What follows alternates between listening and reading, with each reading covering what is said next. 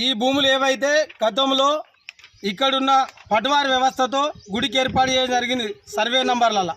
ఆ సర్వే నంబర్లలో ఆ భూములు ఏమైనా అంటే అయ్యగారికి ఇస్తే అయ్యగారికి తెలియకుండా అయ్యగారు వాళ్ళ నాన్న ఉండే అప్పుడు వారికి తెలియకుండా కొంతమంది 487 సర్వే నంబర్లో 2 ఎకరాలు గ్రానైట్ తీయడం జరిగింది. 2 ఎకరాలు ఇప్పటికీ ఉన్నది. అక్కడ కూరగాయ పంటలు పెడుతుర్రు. మరి ఇది ఎండోమెంట్ కమిషనర్ కూడా ఇవ్వడం జరిగింది.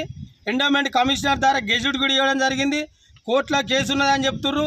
ఇది సుజలాం సుఫలాం ఏదైతే పైప్ లైన్ ఉందో హైదరాబాద్కి వెళ్ళిన అంబేద్కర్ సుజలాం సుఫలాం పైప్ లైన్ కింద వేయిన భూమి కూడా డబ్బులు కూడా డిపాజిట్ చేయడం జరిగింది. ఆ డబ్బులు కూడా రెవెన్యూలు ఉన్నాయని చెప్పడం జరిగింది. దానికి సంబంధించిన ఆధారాలు కూడా ఎంఆర్ఓ గారికి, గతంలో ఉన్న ఆర్డీఓ గారికి, కలెక్టర్లు అందరికీ కూడా 2004, 2001 నుంచి ఈరోజు 2026 వరకు కూడా పోరాటం జరుగుతూనే ఉంది. కానీ న్యాయం జరుగుతలేదు. ఇప్పుడున్న ముఖ్యమంత్రి రేవంత్ రెడ్డి గారు హైడ్రా పెట్టిరు హైదరాబాద్లో. కానీ ఎండోమెంట్ గుడి భూముల మీద రాష్ట్ర వ్యాప్తమైన హైడ్రా తీసుకొచ్చి ఈ గుడులను కాపాడే బాధ్యత ప్రభుత్వం చేపట్టాలని ప్రభుత్వానికి విన్నవించుకుంటున్నా.